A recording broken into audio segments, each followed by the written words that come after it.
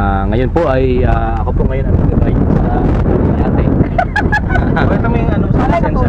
Nagpipiling-piling ka na. Ride na maglaw. Maglaw yung ate, yan o. Kala nyo wala ha? Oo. Ayos, ayos.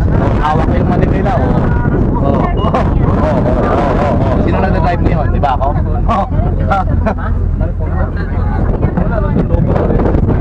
Yan. Yan po yung view natin ngayon. Tayo po ay papunta sa Grande Island. So, sir, hindi ko